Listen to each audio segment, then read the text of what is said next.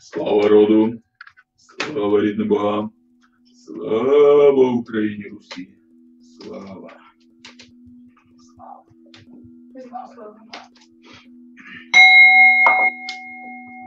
Проявляється рожениця в конкретній жінці. Так?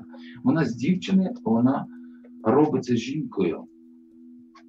І вона в першу чергу рожениця. Тобто це не означає, що це тільки народити дитину. Це ні. Вона спочатку народжує ідею саму. Жінка народжує спочатку ідею. Ідею стосунків, ідею взаємин, ідею сім'ї. Так? Чоловік це проявляє. Потім ідея дітей. І потім, а чоловік зачинає, і потім жінка народжує. Якщо в коханні, любові, насолоді, в гармонії зачати, в стосунках гармонії, то тоді народжує теж в задоволенні. Говорять про сучасним словом оргазмічні роди. Так. І, власне, дуже часто, коли я проводив якісь лекції, зустрічі, то так чи інакше піднімалась хоча б одна жінка і казала, я про це ніколи не чула, я про це ніколи не знала, але в мене саме так і вийшло. Я просто такий оргазм мала під час родів, що коли народила, подумала, ой, я б ще раз народила. Прямо зараз. А каже, а цей лікар стояв і щелепою хлопав і не міг зрозуміти. Диво дивне і чудо чудне. А воно насправді так має бути. Бо усе, що відбувається природним чином, усе відбувається в задоволенні. Така природа буття. Жінка і чоловік. Жінка і чоловік вже, які мають вже діточок, хоча б маленьких діточок. Взагалі це вже не маленькі діточки, це вже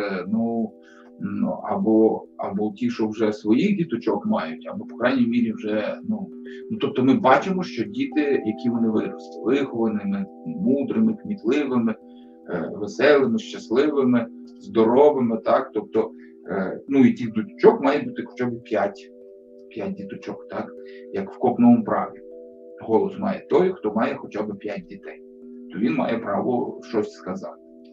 А поки то не проявив своєї мудрості, так, і своїх сил, то так, сиди і мовчи. І бороду, відповідно, хто не мав дітей, той не мав права і бороду носити. Тобто, а той, хто без бороди, то його називали блядливим. Блядолицем. І вже були підозри. Може він жінок не любить, може він десь до дупла йде, чи до іншого чоловіка, чи до чогось невідомого, чи до усиного гнізда. Щось таке.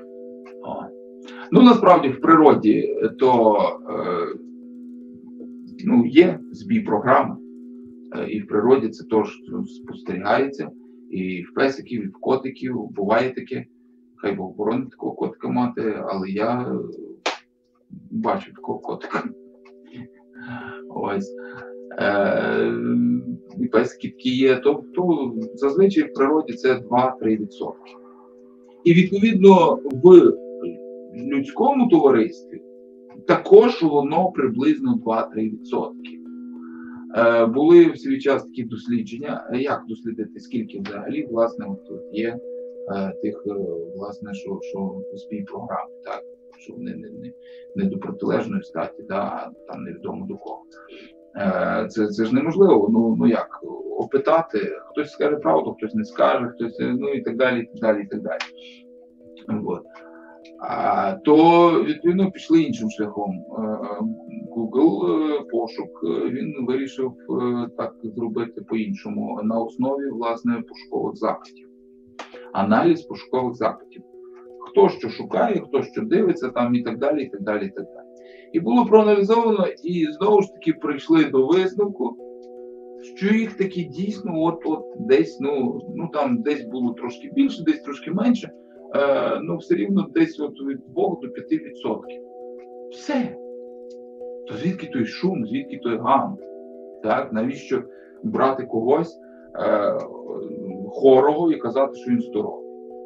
Навіщо казати на збочення, казати, що це норма? Бо це комусь вигідно, бо це комусь потрібно, щоб той власне, якийсь той в каламутній воді, як то говориться, рибку ловити легше. Ось. Тому, власне, треба це розуміти і чітко називати речі своїми іменами. Так? Ну що ж,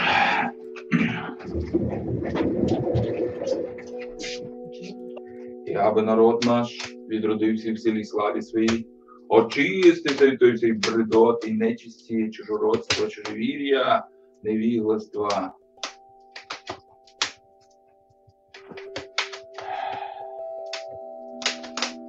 Як і 1000 років тому промовляємо. Кличу це від ворота Всевишнього, жива Всебожа прийде.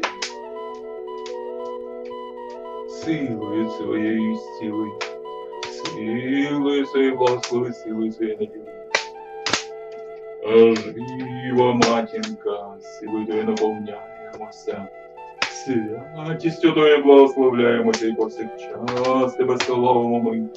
Тож прийди і будь з нами на добро і щастя роду земного села. Живі матінці, слава! Слава живі, слава!